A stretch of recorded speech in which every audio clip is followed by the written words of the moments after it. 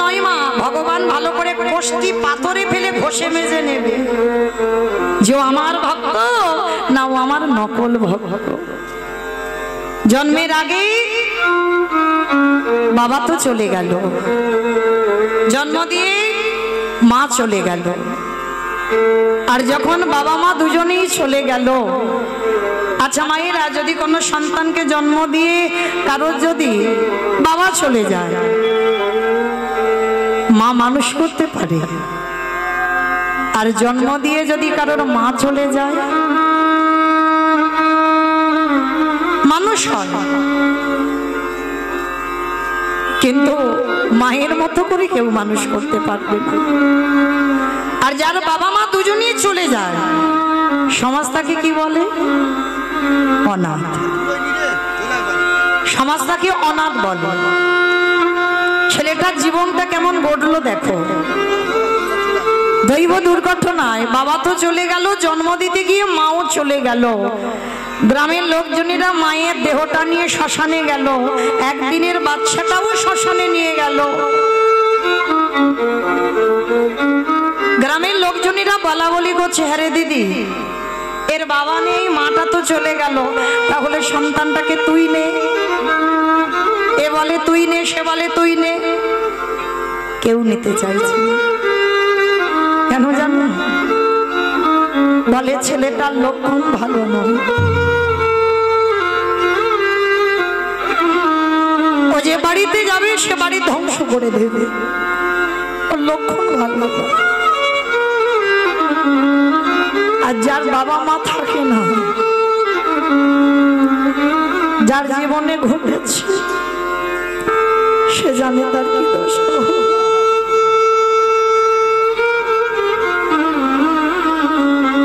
কেউ নিতে চাইছে না, কারণ ছেলেটার লক্ষণ ভালো নয়। গ্রামের লোকজনেরা বললে একটা কাজ করি, আই দিদি ওকে শ্মশানে ফেলে আমরা পালাই, চল শিকাল কুকুরে ছিঁড়ে ছিঁড়ে খাই খা, আমরা তো আর দেখতে যাব না। ছেলেটাকে শ্মশানের বেদিতে রেখে একদিনের বাচ্চা মায়ের দাহ কাজটা দেখলো, আর একদিনের বাচ্চা তার বিবেক বুদ্ধি দর্শন কিছু শক্তি থাকে না। মায়ের দাহ কাজ হয়ে গেল, বাচ্চাটা অলক্ষণে বলে কেউ নিতে চাইল না।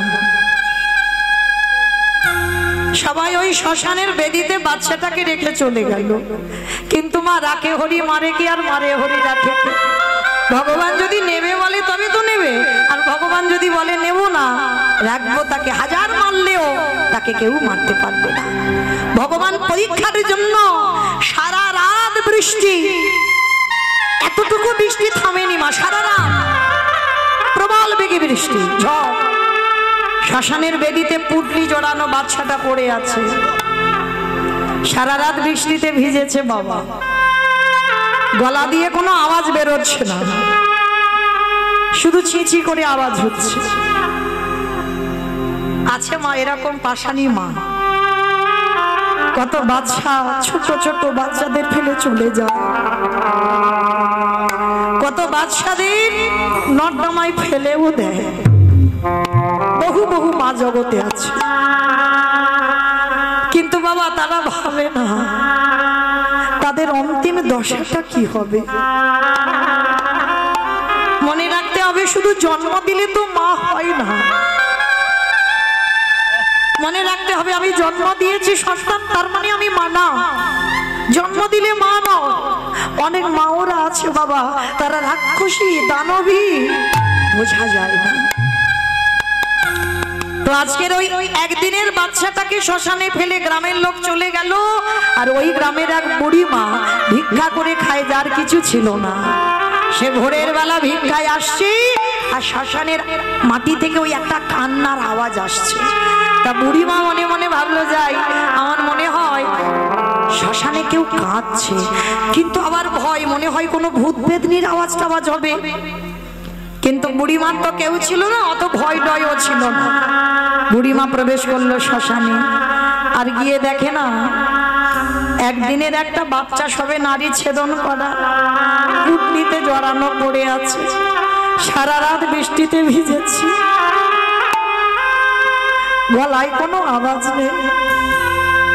পাখির বাচ্চাদের যেমন একটা চিচি করে আওয়াজ হয়, ওইভাবে আওয়াজ।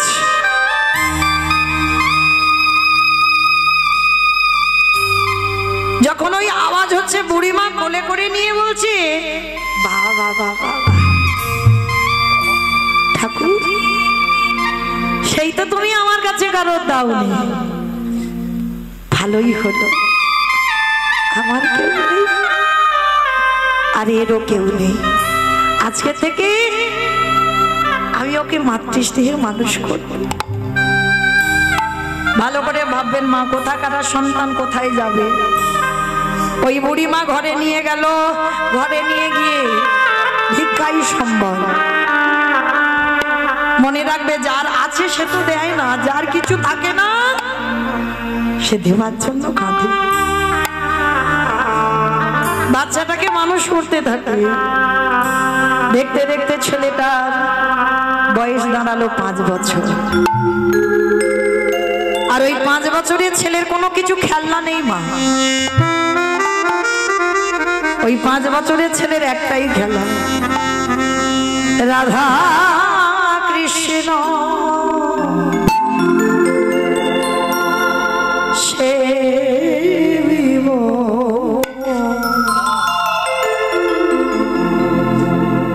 পারলাম না তো মা আমাদের ছেলেদের মানুষ করতে। আমাদের ছেলেদের কত কিছু খেলনা, আবার একটা মোবাইল দিলে যেন ভালো হয়।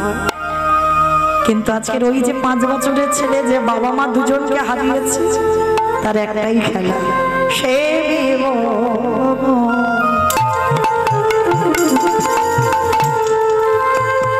জীবনে মা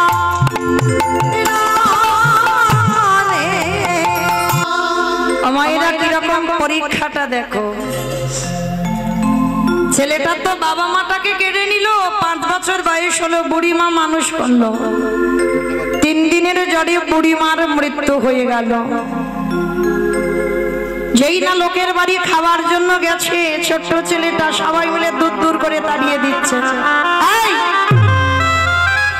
বাবা মার প্রাণটা খেয়েছিস, যে বুড়ি মা মানুষ করলো তারও তুই খেলি, আবার আমাদের বাড়িতে খেতে এসেছিস, কেউ খেতে দেব না, দূর দূর করে তাড়িয়ে দেয়। একটা গাছতলায় বসে বসে কাঁদছে, দয়াময় আমি বুঝতে পারিনি গো, তোমায় যারা ভালোবাসে, তোমায় যারা ভক্তি করে, তোমায় যারা সেবা করে, তাদের এমনি ঘুরে কাঁদতে হয়। দয়া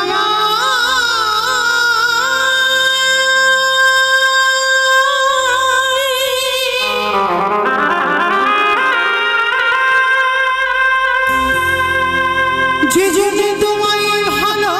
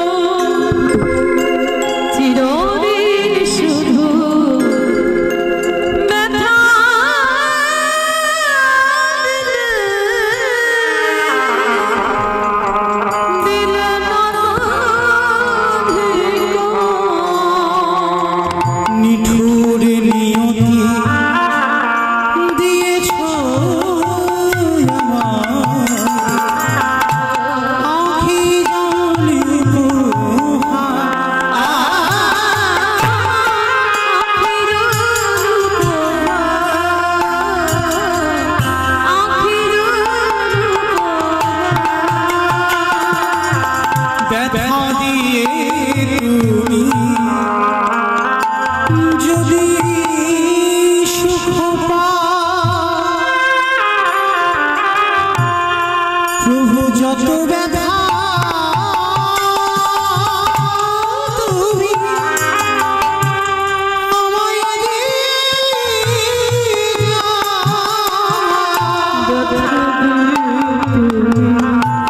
যত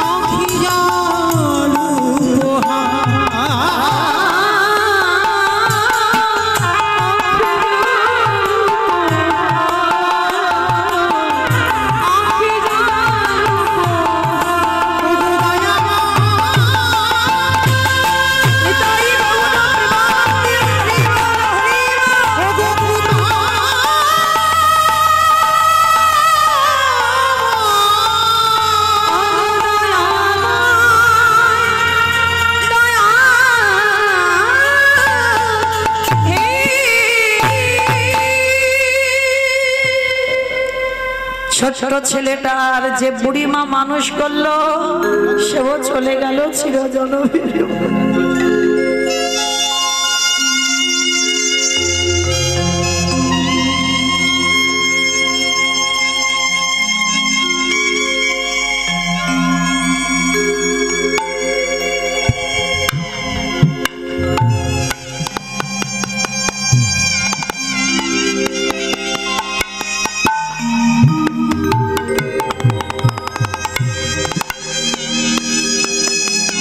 গাছের তলায় বসে বসে কাঁদে আর বলে, কৃষ্ণ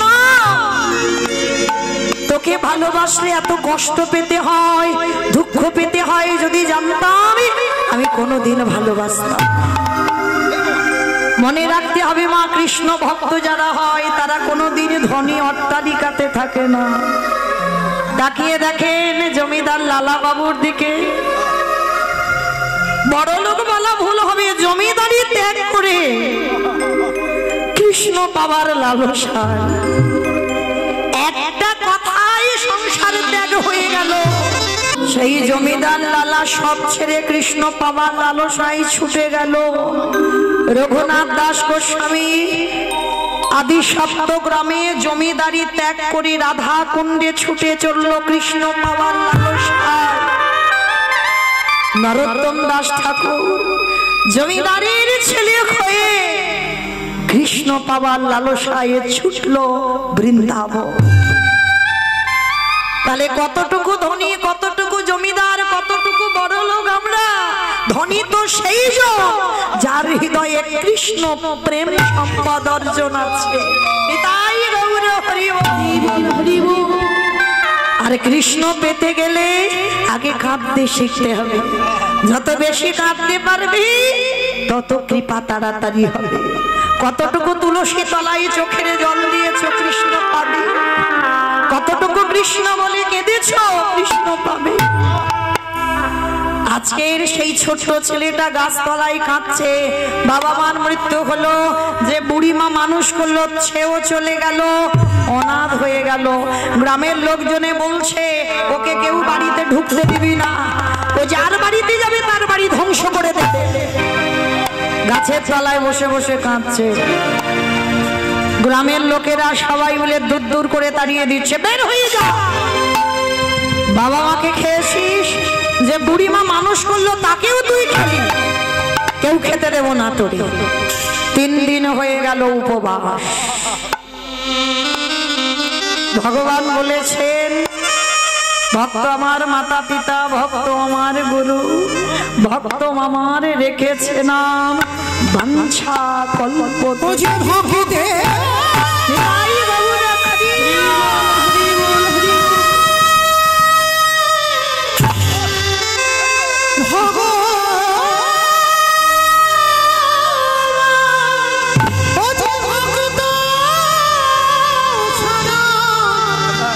রহিতে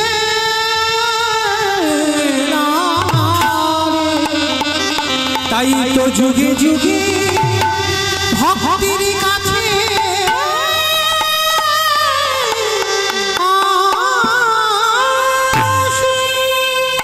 ভক্ত যেদিন সেবা দেয় সেদিন সেবা পায়, ভক্ত যেদিন না দেয় সেবা উপবাসী।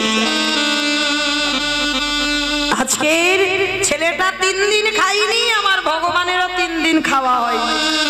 দেয় বলে তো খাওয়া হয়, আর না দিলে খাবে কি?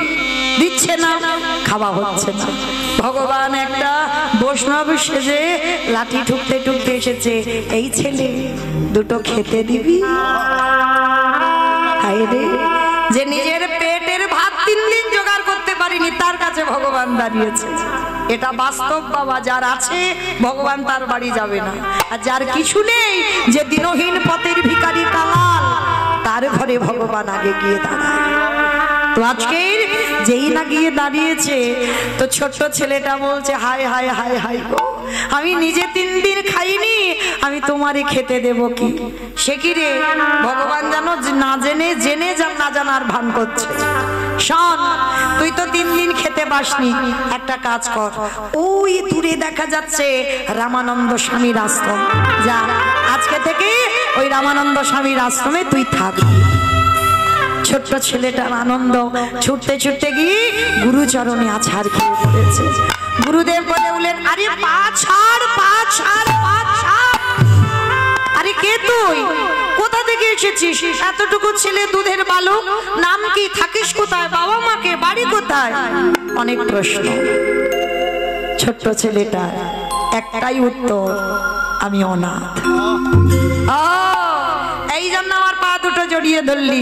তো শোন, আমার আশ্রমে থাকতে গেলে তোকে কটা নিয়ম মানতে হবে। বলো গুরুদেব, কি মানবো? শোন, তোকে মুষ্টি ভিক্ষা করতে হবে।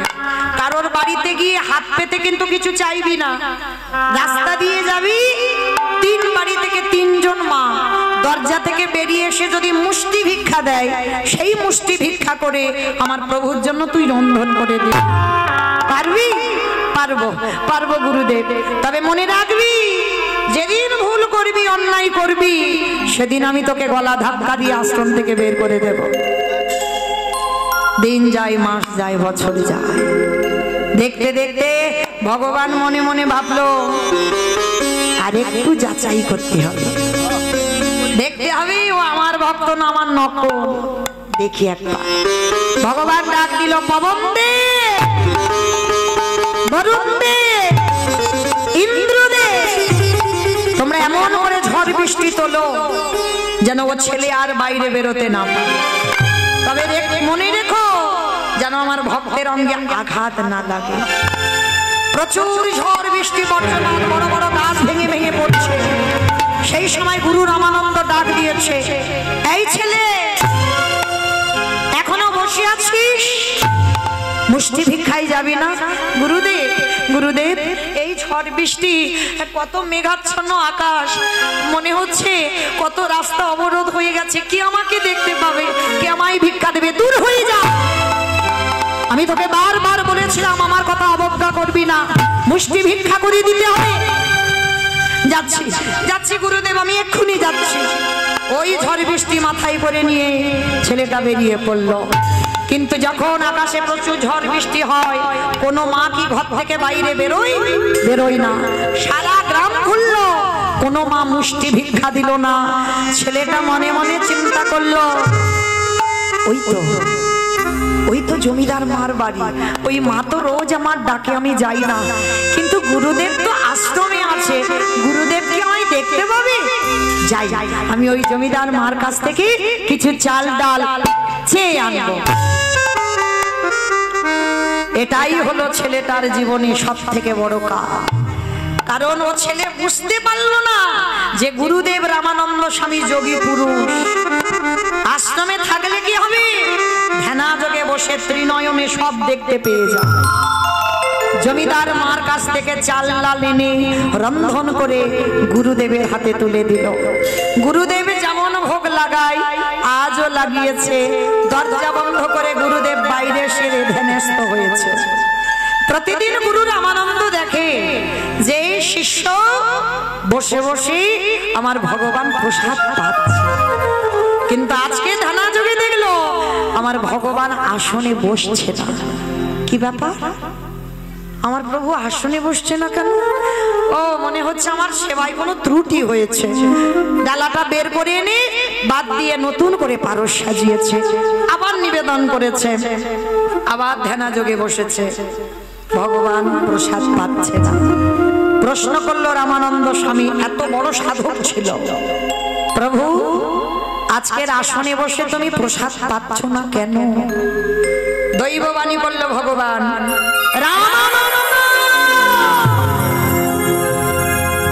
তুই প্রতিদিন মুষ্টি ভিক্ষা দিস বলে আমি তোর আশ্রমে প্রসাদ পাই, কিন্তু আজকে তোর শিষ্য ঘোর অন্যায় করেছে, অযাচিতভাবে লোকের বাড়ি থেকে হাত পেতে চেয়েছে, আর সেই চাওয়া দণ্ড আমার জন্য রন্ধন করে দিয়েছে। তুই জানিস না যে একবার সন্ন্যাসী হয়ে যায় তার গৃহস্থের প্রসাদ পাওয়া নিষিদ্ধ? তাই আজকের পর থেকে তোর এই আশ্রমে আমি আর প্রসাদ পাব। গুরুদেব রেগে গিয়ে ডাক দিল, এই ছেলে এদিকে আয়, আগে শেষে এদিকে আয়।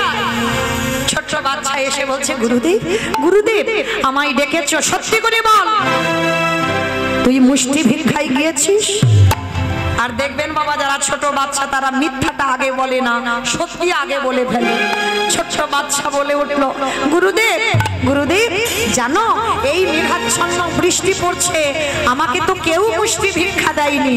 আর জানো গুরুদেব, আমি এক জমিদার বাড়িতে গিয়ে আমি অনেক চাল ডাল এনেছি, আর যা এনেছি আমাকে এক সপ্তাহের ভিক্ষায় যেতে হবে না। অপদার্থ, তোর এত বড় স্পর্ধা, তুই গুরু বাক্য লঙ্ঘন করেছিস, গুরুদেবের ভজন নষ্ট করেছিস, গুরুদেবের ভজন থেকে সরিয়ে দিয়েছিস। আমি এই মুহূর্তে বেরিয়ে যা, আমার আশ্রম থেকে তুই এক্ষুনি বেরিয়ে যা। গুরুদেব গুরুদেব আমি বুঝতে পারিনি গুরুদেব, বিশ্বাস করো আমাকে তাড়িয়ে দিলে আমি কোথায় থাকবো?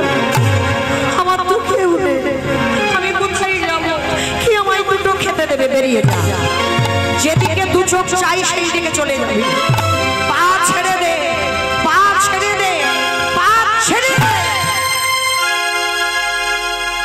মারল এক পায়ের লাথি, এত জোরে লাথি মেরেছে মা, ছেলেটার পিঠে খড়মের চিহ্ন পড়ে গেছে। ভালো করে অনুভব করবেন মা, কত জোরে লাথি মারলে তবে একটা বাচ্চার পিঠে খড়মের চিহ্ন পড়ে, তবু পা ছাড়ছে না। গুরুদেব আমাকে মারো, আমাকে মেরে মেরে ফেলে দাও, কিন্তু গুরুদেব তুমি যদি তাড়িয়ে দাও আমি কোথায় যাবো? আমি কার কাছে যাব, কার কাছে থাকবো? তুমি বলে দাও। তবে রে, পা ছেড়ে দিতে বলছি, লাথি মারলাম তবু যাবি না। বেশ, তবে শোন ছেলে, গুরু বাক্য অমান্য করার অপরাধে, আমার কৃষ্ণ ভজন নষ্ট করে দেওয়ার অপরাধে, আমার ভজন নষ্ট করে দেওয়ার অপরাধে আমি তোকে অভিশাপ দিলাম। এই মুহূর্তে তোকে অভিশাপ দিলাম, এর পরের জন্মে তোরে যেতে হবে একটা মুচির ঘরে। শুধু মুচির ঘরে নয়, অভিশাপ দিলাম এই মুহূর্তে তোর জন্ম হয়ে যাচ্ছে। এই যে মা দেখবেন, জগতে আমরা অনেকে দুঃখে আছি, অনেকে সুখে আছে, আর যারা দুঃখ পাচ্ছে, কষ্ট পাচ্ছে, জ্বালা যন্ত্রণা পাচ্ছে, অন্যের ঘাড়ে দোষ চাপাচ্ছে, বলে অমুকের জন্য আমার জীবনটা বরবাদ। না, চরণ ধরি আমি হরিবাসরে দাঁড়িয়ে বলে যাই, জীবনে কোনোদিন কারোর নামে দোষ চাপিয়ে দিও না। তোমার জীবনে যদি, তুমি যদি জীবনে কাউকে কষ্ট না দাও, তোমার জীবনে কষ্ট আসবে না। এটা আসতে পারে না, এটা কোনোদিন হতে পারে না, যার জন্য ভগবান নিজের মায়ের দ্বারা শিক্ষা সমাজকে দিয়েছে। 8টা মেয়ে মরে গেল, বড় ছেলে চলে গেল, ছোট ছেলে নিমাইও চলে গেল। কেন? তাহলে ভগবানের মা সচিমা নিশ্চয়ই কাউকে কাঁদিয়েছিল। যখন বাবা গান্ধারী মার অভিশাপে কৃষ্ণের যদু বংশ ধ্বংস হলো, একটা দুটো নয়, 56 কোটি যদু বংশ গান্ধারী কুরুক্ষেত্রের মাঠে হাহাকার করে কেঁদেছিল, কৃষ্ণ আমার কুরু বংশটাকে তুই যেমন ধ্বংস করে দিলি বাবা, আমি তোকে ছেড়ে দেব না, আমার মতো করে তোকেও কাঁদতে হবে। ভগবান কৃষ্ণ হেসে বলেছিল, পিসি বৃথাই তুমি আমার উপরে দোষ চাপাচ্ছ, আমি তোমার 100টা ছেলেকে কেড়ে নিইনি। একটাই কথা মনে রেখো, চোরের ধন বাটপাড়াই নেয়। এটা চলতি কথা বাবা, চোরের ধন বাটপাড়াই নেয়। পিসি তুমি তো 100টা ছেলে চুরি করেছ, যার জন্য তোমারও সেই ছেলে কটা চুরি হয়ে গেল। আর শুধু শুধু আমার কাঁধে দোষ চাপাচ্ছ, আমি তোমার ছেলেগুলোকে কেড়ে নিয়েছি। কখনো নয়। তুমি কেন ভুলে যাচ্ছ পিসিমা, যেদিন তোমার পাপের ভরা পূর্ণ হবে সেদিন তো ধ্বংস হবেই হবে। গান্ধারী কেঁদে বলেছিল, কৃষ্ণ আমি মানলাম আমি অপরাধ করেছি, আমি মানলাম আমি ভুল করেছি, আমি দোষ করেছি। পারলি না বাবা, আমার 100টা ছেলের মধ্যে একটা ছেলেকে একটু কৃষ্ণ ভক্ত করে দিতে, একটা ছেলেকে একটু ধার্মিক করে দিতে। আমার 100টা ছেলে হয়ে গেল অধার্মিক, তাই তো কুরুক্ষেত্রের মাঠে ধ্বংস হয়ে গেল। তবে কৃষ্ণ আমি জানি আমি অন্যায় করেছি, আমি অপরাধ করেছি, তবু আমি তোকে ছেড়ে দেব না। আমি তোকে অভিশাপ দিলাম, আমার কুরু বংশ যেমন তুই ধ্বংস করেছিস, আমি তোরই অভিশাপ দিলাম। আমার মতো করে চোখের সামনে পুত্র হারাবার যে কত যন্ত্রণা, আত্মীয় পরিজন হারাবার যে কত যন্ত্রণা, আপনজন সরে গেলে যে কত যন্ত্রণা, আমি তোকে অভিশাপ দিলাম কৃষ্ণ। আমার মতো করে তোর 56 কোটি যদু বংশ ধ্বংস করে। ভগবান বিশ্বের স্রষ্টা মালিক হয়ে মাথাটা পেতে নিল।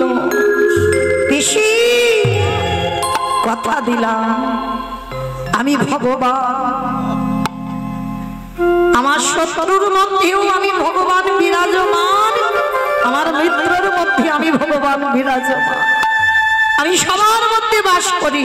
কথা দিলাম পিসি তোমার অভিশাপ আমার শিরোধার্য।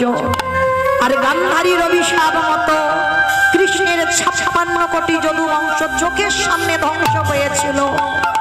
আর কৃষ্ণকে বাবা যখন বলরাম দাদা প্রভাসের তীর্থে তপস্যা করে প্রাণ ত্যাগ করেছিল, তারপরে আর সহ্য করতে পারল না ভগবান কৃষ্ণ। মনে মনে ভাবলেন এবার তো আমার দেহ সম্বরণ করতে হবে। গাছের ডালে বসে রইল আর জরা দেয় একটা পাখির ঠোঁট মনে করে আমার কৃষ্ণের চরণের তলার রংটা কেমন গো, বিপ্লব ফল। এই বিপ্লব ফল কাকে বলে? যেটা চলতি কথাই বাবা বলে তেলাকচু ফল। ওই তেলাকচু ফল পাকলে যে রং হয় ওটা কিন্তু লাল ঠিক নয়, পাকলে যে রং হয় মহাজনেরা বলছেন ওই বিপ্লব ফলের মতো আমার কৃষ্ণের চরণের তলার রং। আর যখনই প্রাণ ত্যাগ করলো জরা ব্যাধির হাতে, জরা ব্যাধি ছুটে এসে কেঁদেছিল, প্রভু প্রভু আমি বড় অপরাধ করেছি, আমি বড় ভুল করেছি, তুমি ভগবানের জেনেও আমার হাতে তোমার মৃত্যু হলো, আমি কত বড় পাপী। ভগবান হেসে বলেছিল, শোনো জরা, এই পৃথিবীতে যা যা কিছু ঘটে আমার চিত্রপটে, পৃথিবীতে কারোর ইচ্ছাতে কারোর অভিশাপে আমি দেহ ত্যাগ করিনি। আমি যাকে যে কথা দিই আমি কথা রাখি। তুমি ভুলে যাচ্ছ তুমি কে? তুমি তো ছিলে সেই বালিপুত্র অঙ্গ।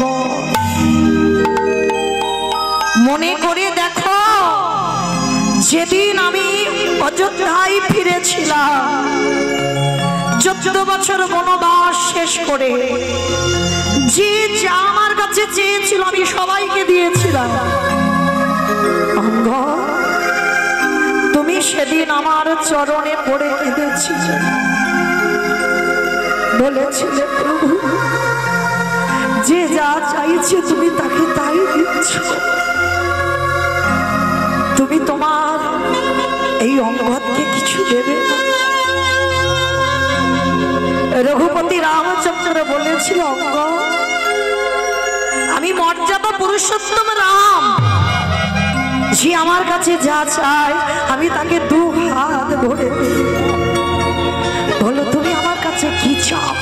ওরকম করে বললে হবে না ঠাকুর, আগে আমার মাথা ছুঁয়ে প্রতিজ্ঞা করো, আমি তোমার কাছে যা চাইবো তুমি দেবে। রামচন্দ্র বলেছিল, বেশ অঙ্গদ, আমি তোমার মাথা ছুঁয়ে বললাম, তুমি আমার কাছে যা চাইবে আমি তোমাকে দেব দেব দেব। অঙ্গদ প্রভুর চরণ দুটো ধরে বলেছিল, প্রভু দিতে যদি হয় তুমি আমার একটাই বর দিও, আমার বাবার মৃত্যুর প্রতিশোধ যেন নিতে পারে। যে আমার বাবাকে মেরেছে আমি নিজের হাতে আমি তাকে মারতে চাই। ভগবান আশীর্বাদটা দেওয়ার পরে চমকে উঠেছে, কথা দিলাম রাম জন্মাবার আগে বাবা রামায়ণ তৈরি, আশীর্বাদ দিয়েছিল, কথা দিলাম অঙ্গ তোমার বাবার মৃত্যুর জন্য আমি দায়ী, আর কেউ নয়। আমার হাতে বধ হয়েছে বাবা, কথা দিলাম আমি নিজের হাতে তোমার হাতে মৃত্যুবরণ করব। তবে এ যুগে নয়, এ দেহে নয়। যেদিন আমি কৃষ্ণ অবতারী দ্বারকাধীরাজ হব, সেদিন তুমি হবে অঙ্গদ জরা ব্যাগ। আর কথা দিলাম আমি তোমার হাতে আমি আমার প্রাণটা ত্যাগ করব। আজকে যখনই কাঁদছে জরা, প্রভু আমার জন্য না, তোমার জন্য নয় জরা, আমি কথা দিয়েছি, আমি কথা রেখেছি। গান্ধারী অভিশাপ দিয়েছি, কথা রেখেছি, আমাকে দেহ ত্যাগ করতে হবে। তাহলে প্রকৃত ডাকটা যেন বাবা তোমায় সেই ডাক হয়। এই কথা বলতে গিয়ে বাবা মনে পড়ে গেল, জানো এক ভক্ত ছিল, ওই ভক্তটার নাম ছিল জগন্নাথ। খুব ভালো করে মন দিয়ে শুনবেন বাবা, ভক্তটির নাম ছিল জগন্নাথ। আর ওই জগন্নাথ ভগবান বিশ্বাস ছিল না, ভগবানকে কোনোদিন ভালোবাসতো না। তাহলে ভালোবাসতো কাকে? তার বউ ছিল, যার নাম ছিল কিশোরী। তার বউয়ের নাম ছিল কিশোরী। আর যারা বৃন্দাবন দর্শন করেছেন, আমার শ্রীমতী রাধারানী লাডলিজিকে কি বলে? কিশোরী বলে ডাকে। ব্রজবাসীরা আমার বিনোদিনীকে কিশোরী বলে ডাকে। আর এই জগন্নাথ কাউকে ভালোবাসতো না। ভালো যদি বাঁচতে হয় একজনকে ভালোবাসতো, তার বউ কিশোরীকে। এতটাই ভালোবাসতো বাবা, জগন্নাথের ব্যবসা ছিল একটা মুদিখানা দোকান। ভালো করে শুনবেন মা, বড় চৈতন্যের কথা। এই জগন্নাথ ব্যবসায়ী ছিল বাবা, কিন্তু সারা দিনের মধ্যে ও ইচ্ছা করে বারবার বাড়িতে চলে আসতো। কেন? তার বউকে এত ভালোবাসতো যে সারা দিনে যদি 2-4 বার তার বউর মুখ দেখা না হয়, তার ব্যবসা বাণিজ্য বাবা সব মাথায় উঠে যাবে, আর কিছু ভালো লাগবে না। মানে ভগবান বিশ্বাস নয়, ছেলে মেয়ে কাউকে ভালোবাসে না, শুধু তার বউকে এত ভালোবাসে। সারাদিন বাবা একটাই মন্ত্র জপ করে, শুধু ওই কিশোরী কিশোরী কিশোরী কিশোরী। সারাদিন কিশোরী জ্ঞান, কিশোরী ধ্যান, কিশোরী সব। মানে ইচ্ছা করে করে বাবা দোকানে হয়তো কিছু জিনিস ফেলে যায়নি বাড়িতে, কিন্তু ইচ্ছা করে বউকে দেখবার জন্য বাবা আবার বাড়িতে আসে, আবার বউকে দেখে আবার আবার দোকানে চলে যায়। এইভাবে দীর্ঘদিন চলছে। আর এই কিশোরী নামটা এত জপ করে, ভগবান মনে মনে ভাবছে দেখা যাক ভক্তকে একটু পরীক্ষা করে, এ তো আমায় ভালোবাসে না। যেমন বাবা মর্তের মাটিতে সতী অনুসুয়া কোনদিন ভগবান ভালোবাসেনি, কিন্তু ভালোবেসেছিল তার স্বামী অত্রিমণিকে। মানে একটাই মন্ত্র জপ করত, ওম পতি পরমেশ্বরায় নমঃ। আর এই মন্ত্র জপ করে বাবা ব্রহ্মা বিষ্ণু মহেশ্বর তিন দেবকে পুত্র রূপে কোলে পেল অনুসুয়া বাবা। ঠিক তদ্রূপ আজকে জগন্নাথ তার বউ কিশোরীকে এত ভালোবাসত, তো আমার ভগবান জগন্নাথ মনে মনে ভাবছে বাহ, এ তো কোনোদিন আমায় ভালোবাসে না, কোনোদিন আমার নাম জপ করে না, কিন্তু ছোটবেলা থেকে ওর বাবা মা ওর নাম দিয়েছে জগন্নাথ। যাই তাহলে একটু ভালো করে ঘষে মেজে দেখতে হয় ও কতটা ভালোবাসে ওর বউকে। সে আমাকে নাই ভালোবাসো, তোর বউকে কতটা ভালোবাসে দেখা যায়। তো বাবা ওই যে বললাম জগতে যা যা কিছু ঘটনা ঘটে তারই চিত্রপটে। কেউ যদি মনে করে বাবা অমুকের জন্য আমি দুঃখী হয়েছে, ভুল কথা। এইটা কোনোদিন ভাববেন না বাবা। কেউ কাউকে সুখ দিতে পারে না, কেউ কাউকে দুঃখ দিতে পারে না। সুখ দুঃখ তো তোমার কর্মের উপরে নির্ভর করে। তোমার যদি ভালো কর্ম থাকে তুমি সুখী হবে, আর যদি তোমার কর্ম ভুল হয় তাহলে বাবা দুঃখ তোমার মাথায় নামবেই নামবে। সুখ দুঃখ জগতে কেউ কাউকে দেয় না, সুখ দুঃখ দেবার মালিক ভগবান। তো আজকে কি করেছে, হঠাৎ কিশোরী 3 দিনের জ্বর, 3 দিনের জ্বরে বাবা দৈব দুর্ঘটনা। ওই জগন্নাথ রয়েছে তার দোকানে, হঠাৎ দৈব দুর্ঘটনায় কিশোরীর মৃত্যু হয়ে গেল। আর যখনই কিশোরীর মৃত্যু হয়ে গেল, ওই জগন্নাথ সংবাদটা পেয়ে পাগলের মতো হয়ে গেল। ছুটতে ছুটতে এসে কিশোরীকে বুকে জড়িয়ে ধরে চিৎকার করে ডাক দিল, কিশোরী কিশোরী গো।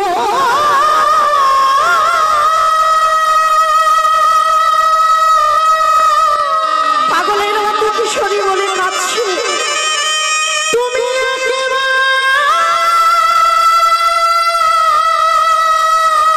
আমার ছেড়ে চলে যেও না, আমি একা হয়ে গেলাম।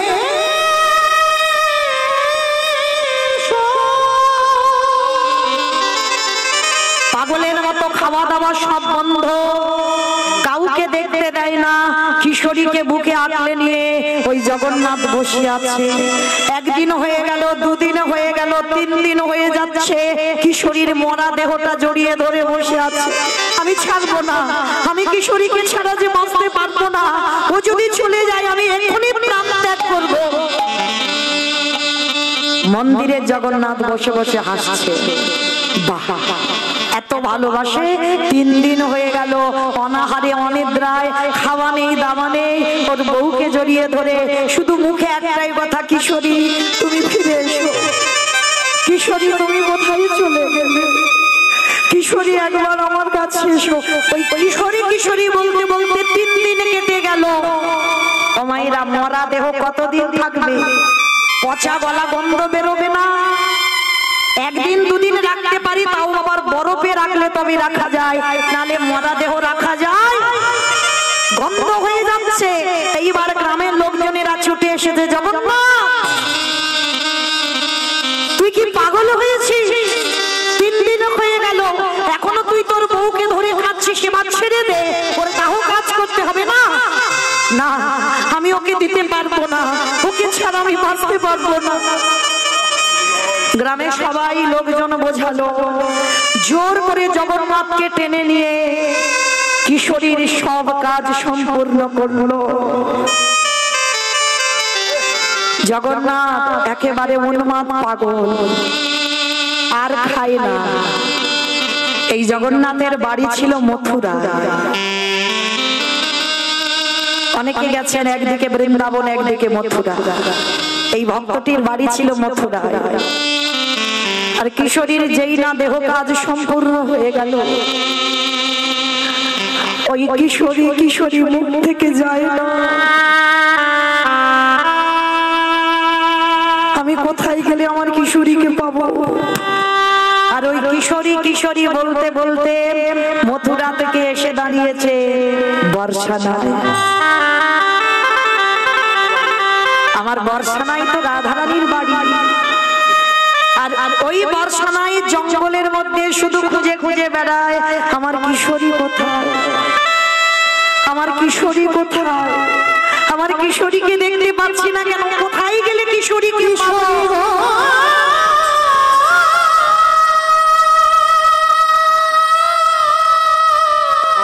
কিশোরী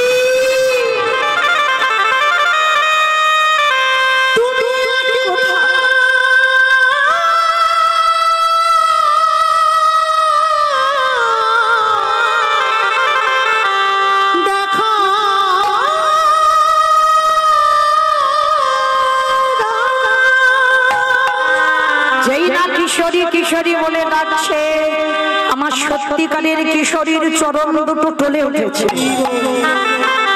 আমার রাধারানী বর্ষানাই সখীদের সঙ্গে শৃঙ্গার করতে করতে চমকে উঠেছে। কে? ললিতা। কে ডাকলো আমায় কিশোরী বলে? ওই রকম হৃদয়ে জুড়ানো ডাক, আমাকে তো আগে কেউ কোনোদিন এই বর্ষানায় ডাকিনি। কে ডাকছে? কে ডাকছে ওই কিশোরী কিশোরী বলে? একবার দেখে আয়। আমার ললিতা সখী একটা সাধারণ নারী রূপ ধারণ করে ওই বর্ষানায় জঙ্গলের মধ্যে প্রবেশ করেছে, আর প্রবেশ করে দেখে না এক পাগল, উন্মাদ পাগল সারা বনে বনে ঘুরছে, আর একটাই মুখে নাম, আমার কিশোরী কোথায়, আমি কোথায় গেলে আমার কিশোরীকে পাবো? তোমরা কেউ দেখেছো আমার কিশোরীকে? আমার কিশোরীকে এনে দাও না গো আমার কাছে, একবার বলো না গো আমার কিশোরী কোথায়? ললিতা গিয়ে প্রশ্ন করেছিল, এই যে তুমি এরকম পাগলের মতো কিশোরী কিশোরী বলছো, কে কিশোরী? আমার স্ত্রী, আজ কদিন হয়ে গেল আমায় ছেড়ে চলে গেছি, ওই জন্য আমি তার জন্য কাঁদছি। বলো না তুমি দেখেছো আমার কিশোরীকে এই বনে জঙ্গলে দেখেছো? ললিতা বলছে, তোমার নাম কি? আমার নাম জগন্নাথ। কিছু বলেনি ললিতা, ফিরে এসেছে রাধারানীর কাছে। রাধে, ও রাধে, তুই ঠিক শুনেছিস, একজন কিশোরী বলে ডাকছে, কিন্তু তোকে ডাকছে না, ডাকছে তার বউকে। রাধারানী বলছে, চুপ কর, নামটা রেখেছে ওর বউয়ের নাম, কিন্তু নামটা ওর বউয়ের নয়, ওই কিশোরী আমার নাম।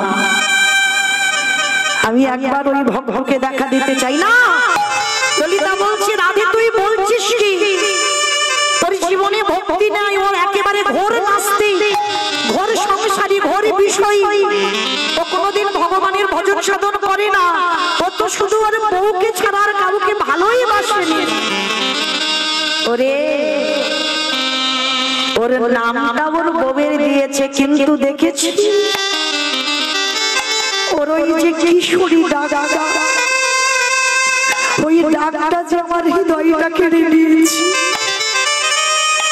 আমাকে তো একবারে যেতেই হবে ওর কাছে।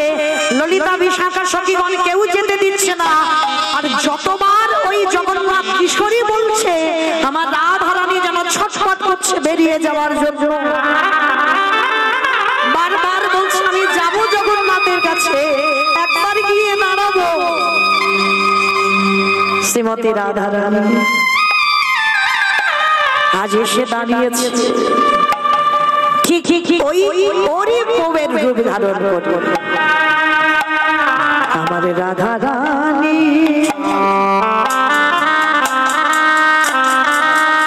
ওই কিশোরীর রূপ ধারণ করে ভক্তের লাগে ভগবান,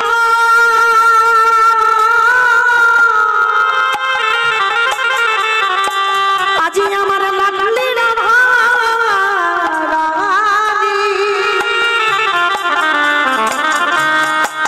এসে দাঁড়িয়েছে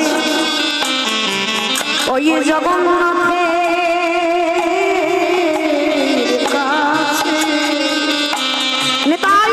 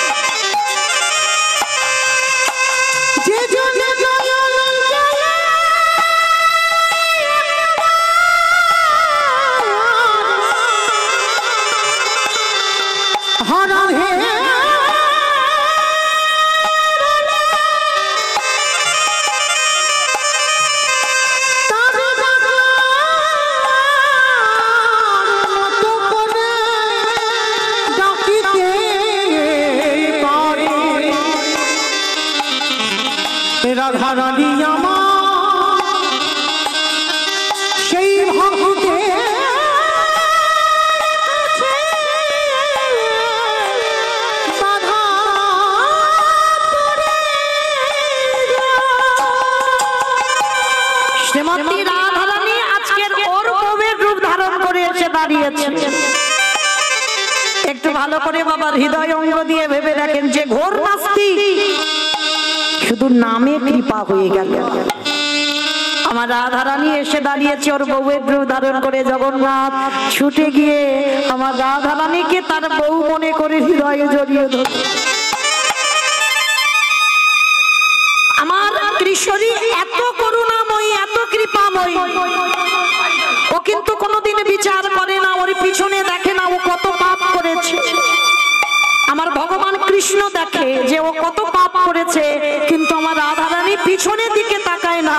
শুধু একবারে যদি আমার রাধারানীর নাম ধরে কাঁদে, আমার রাধারানী কৃপা করে দেয়।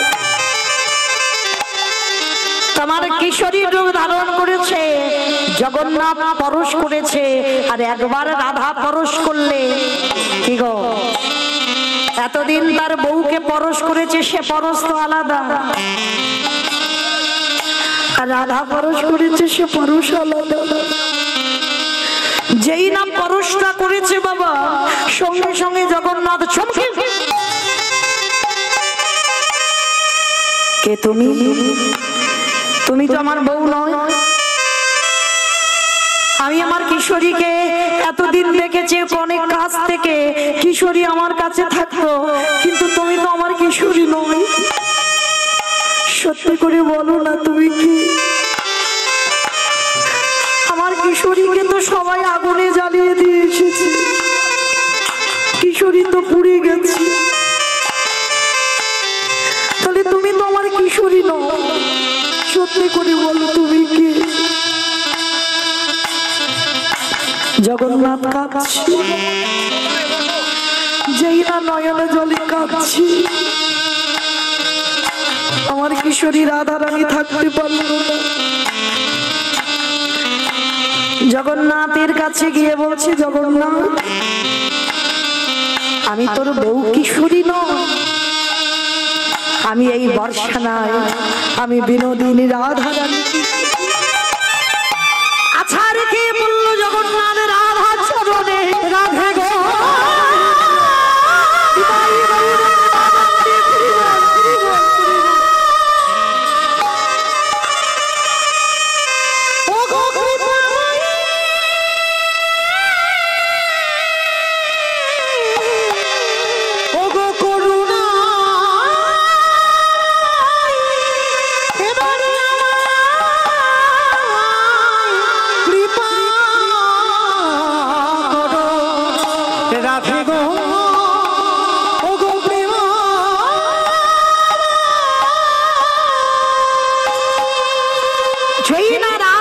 চরণ পরশ করেছে, রাধে গো একবার কৃপা করে, জীবনে কোনদিনই আমি ভগবান দর্শন পাই না, আমি জীবনে কোনদিন ভগবানকে ডাকি না, আমি সারা জীবন এই মায়া মোহে ডুবে গিয়ে আমার সহধর্মিণীকে ভালোবাসলাম, সেই যদি কৃপা করে ধরা দিলে ওগো আমার প্রেম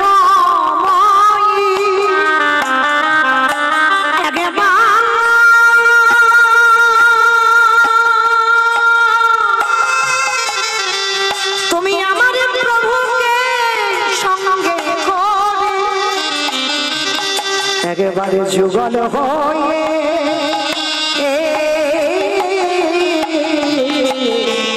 দেখা দেখা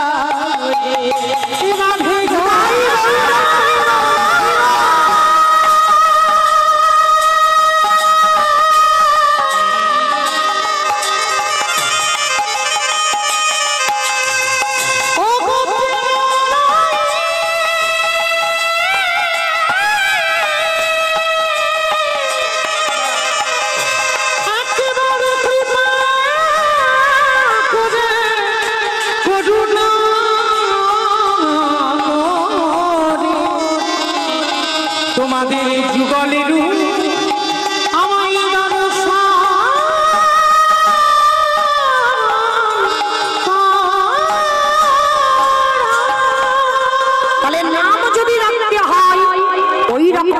রাখো, যে নাম উচ্চারণ করে তোমার ভগবত প্রাপ্তি হয়ে যায়। যে নাম রেখেছিল অজামিল, ছেলের নাম রাখলো নারায়ণ। 10 ছেলের মধ্যে ছোট ছেলের নাম নারায়ণ। আর সেই অজামিল ডাকাতি করে, খুন করে, চুরি করে, কিন্তু যতবার চুরি করতে যায় ছোট ছেলেরকে একটু ভালোবাসে বেশি। নারায়ণ, তোর মাকে বলিস আমি চুরি করতে যাচ্ছি। চুরি করে ফেরে, নারায়ণ এক গ্লাস জল দে। ওই যে চুরি করে এলো আর ওই যে নারায়ণ জল দে, ওই নামটা বলতেই বাবা যে পাপ করে এসেছিল খণ্ডন হয়ে গেল। তাহলে মায়েরা এই জায়গায় ভেবে দেখেন নামে কত শক্তি আছে। ওই জন্য ছেলে পুলেদের নাম একটু ঠিকঠাক করে রেখো, যেন বারবার আধার কার্ড আর প্যান কার্ড বদলাতে না হয়। মানে এমন কঠিন নাম রাখবে বাবা, কতবার উচ্চারণ ভুল হবে তার ঠিক নেই। কিন্তু আগেকার দিনে কত সোজা সরল নাম ছিল, তাই না? নাম ছিল কি ভরত, রাম, লক্ষ্মণ, এগুলো ছিল তো। হ্যাঁ, ভগবান কত কি নাম রাখা হয়েছিল, কৃষ্ণ, বলরাম। কিন্তু বাবা সোজা সোজা নাম। আর এখন টিভি সিরিয়াল দেখে আর এত কঠিন কঠিন নাম, বারবার বাবা আধার কার্ড ভুল হবে আর বারবার তোমাকে বদলাতে যেতে হবে। বল তো মায়েরা, তাহলে অজামিল মৃত্যুর সময় ওই ছোট ছেলেটার নাম নারায়ণ, একটু জল দে। শেষে ও নারায়ণ, ও নারায়ণ, সেটা বৈকুণ্ঠের খাতায় হিসাব হয়ে গেল ওম নারায়ণ। তাহলে যে খুন করলো, ডাকাতি করলো, চুরি করলো, সেই অজামিল চলে গেল বাবা বৈকুণ্ঠে। কেন? তার ছেলের নামটা উচ্চারণ করতে। তাহলে এখানে কীর্তনিয়ার কথা শুনতে হবে না, ভাগবত ভুল বলে না, ভাগবত মিথ্যা বলে না, চিরসত্য। তাহলে ভাগবত স্মরণ করে ছেলে পুলেদের এমন নাম রাখো যে নাম উচ্চারণ করলে যদি কোনোদিন আমার ভগবানের নাম ভুলে যাও। অনেকের আছে না বাবা ভগবানের নাম, এই ভগবানের নাম উচ্চারণ করে রেখেছে জগন্নাথ, অনেকের নাম আছে জগন্নাথ। তাহলে যদি কোনোদিন আমার ভগবানকে ভুলে যাও, মৃত্যুর সময় তোমার ছেলে জগন্নাথকে তো ভুলবে না। তাহলে ওই রকম নাম রাখো যেটা আজকে জগন্নাথ তার বউকে কিশোরী কিশোরী কিশোরী বলতে বলতে আজকের বৃন্দাবনে আমার লাডলি কিশোরীকে পেয়ে গেল। তাহলে এইরকম প্রেম করতে হবে, এইরকম ভালোবাসা করতে হবে, তবেই আমাদের ভগবত প্রাপ্তি হবে। ওমা, এটা কিরকম হলো? ছেলে জানে না বাবা বেঁচে আছে, বাবা জানে না ছেলে বেঁচে আছে। এটা হয়? হয়। অর্জুনের সঙ্গে হয়েছিল। ছেলের বয়স আজকের 20 বছর হয়ে গেল। অর্জুন জানে না তার একটা ছেলে বেঁচে আছে। ও জানে দ্রৌপদীর 5টা ছেলে অশ্বত্থামা মাথা কেটে নিয়ে গেছে, মানে আমার আর ছেলে বলে নেই। কিন্তু এখনো একটা ছেলে আছে যার বয়স আজকের 20 বছর হয়ে গেছে। আর ছেলেটাও জানে না যে তার বাবা অর্জুন এখনো বেঁচে আছে। এটা কিরকম হলো? এই ঘটনাটা একটু করে শুনবো। কিন্তু অর্জুন বলছে, সখা একটা কাজ করো না, তুমিও অভিশাপ পেয়েছো, আমি আর অভিশাপ পেয়েছি, তাহলে দুজনে অভিশাপ পেয়েছি। একটা কাজ করো, তুমি এখন চলে যেও না, আমার দাদা যুধিষ্ঠির দাদা অশ্বমেধ যজ্ঞ করছি, যজ্ঞটা হয়ে গেলে তুমি চলে যেও। ভগবান মনে মনে চিন্তা করছে, ঠিক আছে, তাহলে অশ্বমেধ যজ্ঞ হবে, ওই যুধিষ্ঠির ঘোড়াটা ছাড়বে, আর ঘোড়াটা ছাড়লে ঘোড়াটা ঘোরাতে ঘোরাতে এমন একটা জায়গায় নিয়ে যাব যেখানে অর্জুনের ছেলে বড় হয়ে আছে। এবারটা তো জানে না, আর ঘোড়াটা ছাড়াতে যাবে অর্জুন, আমাকে তো রথ চালিয়ে যেতে হবে, আর আমি ঘুরিয়ে ঘুরিয়ে ওকে সেইখানে নিয়ে যাব। আর সেইখানে নিয়ে গিয়ে এ তো জানে না গঙ্গা আমারই নেই, ভগবানের চরণ থেকে গঙ্গার উৎপত্তি। তাহলে আমার মেয়ে যখন ওকে অভিশাপ দিয়েছে, অর্জুন তোমার বড্ড অহংকার, কুরুক্ষেত্রের মাঠে যুদ্ধ করে তুমি অহংকার করে বলেছিল কৃষ্ণ আমার এই গান্ডীব্য ছিল বলে কুরুক্ষেত্রের মাঠে জয়টা হলো। ভগবান হেসে বলেছিল, মূর্খ, আমি তো আধা ঘন্টা আগে সবগুলোকে মেরে রেখেছি, মরা মানুষকে তোরা মেরেছি। শুধু জগতের লোক দেখতে পেল না, কিন্তু আমি বিশ্বরূপ দেখাবার পরেও তুই অহংকার করে বলছিস অর্জুন এই অহংকার চূর্ণ আমি করবো তোমার। আমার মেয়ে যখন অভিশাপ দিয়েছে যে তোমার ছেলের হাতে তোমার মরণ হবে, ওই পথটা আমি তৈরি করে দেব। এইবার যুধিষ্ঠির মহারাজ অশ্বমেধ যজ্ঞ শুরু করেছে, আর ওই যজ্ঞে ঘোড়াটা ছেড়েছে, ঘোড়া চলে গেছে। এইবার যুধিষ্ঠির বলছে, অর্জুন ঘোড়াটা যেখানে গেছে গেছে, তুমি ধরে আনো। এইবার অর্জুন বলছে সখা তুমি আমার সঙ্গে চলো। ভগবান বলছে যাবো কি, আমি যাবো বলে রেডি হয়ে আছি, কারণ গঙ্গার অভিশাপটা ফলাতে হবে না, চলো। এইবার ভগবান শ্রী হরি শ্রী হরি বলি শুভযাত্রা কইল। এইবার মণিপুরে এসে দাঁড়ালো, আর অশ্বটা মানে ঘোড়াটা ধরলো কে? সেই যে অর্জুনের ছেলে, মণিপুরে আজকে 20 বছর বয়স হয়ে গেছে। এইবার মায়েরা কি করে হলো? ছেলে 20 বছর হয়ে গেল, বাবা চেনে না, আর বাবা ছেলেকে চেনে না, 20 বছর বয়স হয়ে গেছে। এইটা কি করে হলো জানো? এইবার একটু শুনুন। যেদিন লক্ষ্য ভেদ করে দ্রৌপদীকে বিবাহ করেছিল তৃতীয় পাণ্ডব অর্জুন, আপনারা জানেন ঘটনাটা। আর যখন বিয়ে করে এনেছিল কুন্তী মা অসুস্থ, মাকে বলেছিল মা তোমার জন্য কি এনেছি দেখো। তা মা ঘুমের ঘরে বলেছিল খোকা যাই আনিস না কেন বাবা, তোরা 5 ভাই ভাগ করে নে। দ্রৌপদীর হাতটা ধরে আছে, ছেলে তো বিয়ে করে এনেছে। আচ্ছা মা এখানে কি অর্জুনের ভুল ছিল না? একবার যদি বলতো মা তোমার জন্য বৌমা এনেছি দেখো, তাহলে বাবা একেবারে পরিষ্কার হয়ে যেত। কিন্তু বারবার অর্জুন বলছে ও মা তোমার জন্য কি এনেছি দেখো। আর বারবার যখন বলছে কুন্তী বারবার একটাই কথা বলছে বাবা যাই আনিস না কেন তোরা 5 ভাই ভাগ করে নে। দুবার হয়ে গেল বলা। আবার অর্জুন বলছে ও মা তুমি দেখে বলবে তুমি তোমার জন্য কি এনেছি, তুমি শুধু না দেখে বলছো যাই এনেছি 5 জনে ভাগ করে নে। আচ্ছা তুমি দেখে তো বলো। বারে বারে যখন বলছে কুন্তী মা রেগে গেছে, অপদার্থ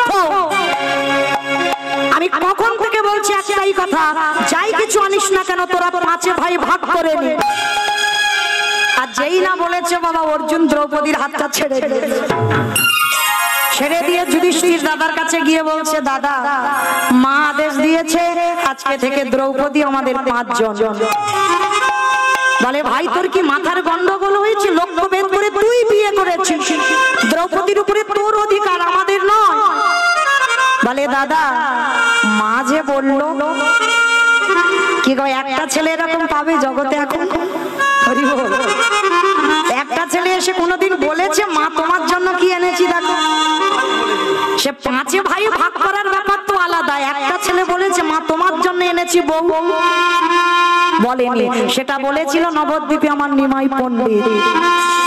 লক্ষ্মীপ্রিয়াকে বিয়ে করেছিল, সর্পাঘাতে মৃত্যু হয়ে গেল। বিষ্ণুপ্রিয়াকে বিয়ে করেছিল শুধু মায়ের জন্য। বিয়ে করতে যাবার সময় বলেছিল মা বিয়ে করতে যাচ্ছি আমার জন্য নয় শুধু তোমার জন্য। এ জগতে ওই রকম ছেলে একটাও পাবে না। ওই জন্য তো কেন পাবে না গো, এখন মাটিটা তো ভালো নয়, তাই না? শুধু ছেলেদের দোষ দিলে হবে না। বীজ গন্ডগোল যদি হয়, মাটি গন্ডগোল যদি হয়, তার ফসলটা ভালো হবে কি করে? কখনো ভালো হবে না। ওই জন্য তো একটাও মুনি ঋষিদের জন্ম এখনকার সমাজে আর হচ্ছে না। কেন? শুধুমাত্র আমাদের ভুলের মাসুল দিতে হচ্ছে, আমরাই ভালো না। তো আজকে লক্ষ্য করে দেখেন, এইবার যেই না বাবা ভক্ত বাৎসল্য ভগবান এসে হাজির হয়েছে, যুধিষ্ঠির বলছে কৃষ্ণ তোমার সখা অর্জুনকে বোঝাও। মা তো না দেখে বলেছে, দেখে বলেন। তা ভগবান করজোর করে বলছে দেখো মায়ের কথার উপরে তো আমার কথা খাটে না। ভগবান পর্যন্ত ওই জায়গায় নত। মা বস্তুটা এমনই বস্তু, সবার আগে মা। ভগবান সুদামাকে বলেছিল পিতামাতা হলো প্রথম গুরু, দ্বিতীয় গুরু হলো শিক্ষা গুরু, দীক্ষা গুরু, তৃতীয় গুরু হলো আমি ভগবান। মানে ভগবান বাবা মাকে আগে জায়গা দিয়েছে, সবার শেষে নিজের জায়গা নিয়েছে। তাহলে এইবার বলছে মা যখন বলেছে আমার কথা তো খাটবে না, তাহলে মায়ের কথা মতো আজকে থেকে দ্রৌপদী তোমাদের 5 জন। এমন সময় বাবা সর্বঘাটের কাঁঠালি পালা এসে হাজির। বলো তো সে কে? নারদ এসে বলছে নারায়ণ নারায়ণ। ঠাকুর এটা কিরকম ব্যাপার হলো? একটা বউ 5 জন নিয়ে টানাটানি করবে কিরকম মতো ব্যাপার নয়। তুমি কৃপা করে হিসেব করে দাও কখন কার ঘরে কতদিন করে থাকবে। ভগবান বললেন নারদ এইটা তোমার ভাগে তুলে দিলাম, তুমি বিধানটা করে দাও। নারদ বলছে প্রভু তাহলে আমি বিধানটা দিই। এক ভাই থাকাকালীন যদি ওই ঘরে দ্রৌপদী থাকে, অন্য কোনো ভাই যদি প্রবেশ করে তাকে একাকী যেতে হবে বনবাস। নারদ মুনির কথা কোনোদিন রোধ হয় না। নাম নিয়েছেন নারদ, কথা রোধ কোনোদিন হবে না। আমি বলে দিলাম, যে ভাইয়ের ঘরে দ্রৌপদী থাকবে, অন্য ভাই যদি প্রবেশ করে ভুল হয়েও তাকে একাকী বনবাসে কাটাতেই হবে। পঞ্চ পাণ্ডব শিরোধার্য করলো, তাই হবে। বাবা ছালে বলে কলে কৌশলে সত্য ঘটনা ঘটে আছে। ইচ্ছায়, কার ইচ্ছায়? আমার ভগবানের ইচ্ছায়। হঠাৎ এক ভক্তের গরু চুরি হয়েছে। যা তো যা একেবারে অর্জুনের পায়ে ধরে কান্নাকাটি। আর অর্জুন যে গান্ডীব্য ধনুকটা রেখেছিল যুধিষ্ঠির ঘরের ভিতর থেকে অস্ত্র ঘর। আর সেই দিন আমার যুধিষ্ঠির দাদার ঘরে ছিল আমার দ্রৌপদী। আর যখনই দ্রৌপদী মা থাকাকালীন অর্জুন প্রবেশ করলো, আর অর্জুন প্রবেশ করার অপরাধে একাকী যেতে হয়েছিল বনবাস। একাকী হতে হলো বনবাস, করার কিছু নাই। নারদের কথা মতো বনবাসে যেতে হলো। এইবার সব জায়গায় পাণ্ডবরা একসঙ্গে ছিল, কিন্তু ওই সময়টা অর্জুন একাকী কাটালো। একটা দুটো দিন নয়, 10 বছর নদীর জল আর গাছের ফল খেয়ে বেঁচে আছে। হস্তিনাপুরের রাজার কি দুর্গতি দেখো। এইবার রাস্তায় ঘুমায়, নদীর জল খায়, গাছের ফল খায়। আর করতে করতে বাবা 10 বছর কেটে গেল। বাকি আছে ঘরে ফিরতে 2 বছর। এখনো 2 বছর কাটাতে হবে। তাহলে কি করবে? এইবার এমন একটা জায়গায় গেল, যে জায়গাটার নাম হলো মণিপুর রাজ্য। আর মণিপুর রাজ্যে গিয়ে তৃতীয় পাণ্ডব অর্জুন এত ক্লান্ত হয়েছে, গাছের তলায় বাবা গাছে হেলান দিয়ে পা দুটো রাস্তায় ছড়িয়ে দিয়ে ঘুমাচ্ছে। আর এমন সময় বাবা এক রাজা, যাহার মাথায় বড় মুকুট আছে, রাজার পোশাক, হাতে একটা তরবারি, ঘোড়ার পিঠে চড়ে এসেছে। এসে বাবা দেখে না রাস্তা অবরোধ করে একটা মানুষ লম্বা হয়ে পা ছড়িয়ে আছে। এইবার সেই রাজা মশাই এসে বলছে, এই যে তোমার স্পর্ধা তো কম নয়, তুমি আমার রাজ্যে এসে রাস্তা অবরোধ করে ঘুমাচ্ছ। দেখাচ্ছি, দাঁড়াও। অর্জুন হাত জোড়ো করে বলছে, আমি যদি না উঠি কি করবে? বাবা এমনি একটু অর্জুন হ্যাঁকাতে মতো, যদি না উঠি তো কি করবে? বলে তোমার গলা ধাক্কা দিয়ে এই রাজ্য থেকে বের করে দেবো। অর্জুন মনে মনে চিন্তা করলো, হাই রে, হাতি যখন গদে পড়ে পরেরটা সবাই জানে। মনে মনে ভাবলো, যাক আমি আর পরিচয় দেওয়ার দরকার নাই, কি দরকার, আমার এই দুর্দশা হয়েছে যখন তো আমার মাথা পেতে নিতে হবে। কিছুতে অর্জুন রাস্তা ছাড়বে না। আর সেই রাজা তরবারিটা হাতে করে নিয়ে বলে, তোমার মস্তক ছেদন করে দেবে। উঠবে কিনা বলো? অর্জুন বলছে উঠবো না। আর সেই রাজা বলছে উঠবে না তো? ঠিক আছে দাঁড়াও, দেখাচ্ছি মজা তোমার। তরবারিটা রেখে অর্জুনের হাতটাকে ধরেছে। আর অর্জুনের হাতটা ধরে বাবা যেই না টেনে তুলতে গেছে, মাথা থেকে মুকুটটা খুলে মাটিতে পড়ে গেল। আর যেই মাটিতে পড়ে গেল, মাথায় বড় বড় লম্বা লম্বা কেশ ছড়িয়ে গেছে। কি বুঝতে পেরেছো? ওটা রাজা নয়, রাজকন্যা, মানে রাজার মতো সেজেছিল। আর যেই না মাথার চুলগুলো ছড়িয়ে গেল, এইবার অর্জুনের হাতটা ধরে আছে। আর অর্জুন হাতটা ধরে আছে, যেটা মহাভারতে একটা কথা আছে বাবা, পানিগ্রহ। ভাগ্যিস বাবা কলিযুগে ওইটা উঠে গেছে, যদি থাকতো কি সর্বনাশটা হতো। কেন জানো? এই পানিগ্রহ মানে তখনকার দিনে বাবা যদি নারী বা পুরুষ কেউ কারোর হাত ধরতো, তাকে বাবা এর আগে যদি 2-4টে বিয়ে করাও থাকে, কিন্তু হাত যখন ধরেছে কোনো মেয়ে, তোমাকে বিয়ে করতে হবে। আমার ভুল বললাম? কোন ঠাকুর রক্ষা করেছে এখন? এইবার কি করেছে, যেই না হাতটা ধরেছে অর্জুন, আর ওই যে রাজকন্যা হাতটা ধরে আছে, এইবার দুজনে 4 চোখে চাউনি হয়ে আছে, অপলক নয়নে তাকিয়ে আছে হাতটা ধরে। কে তুমি মনোমোহিনী,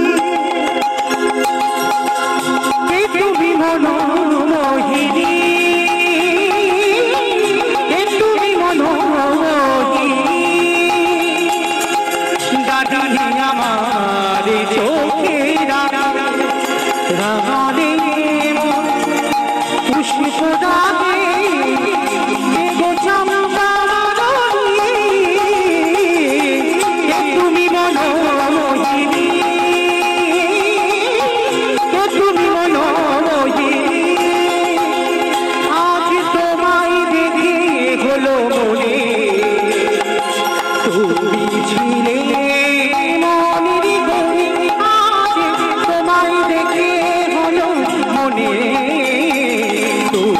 ঘিরে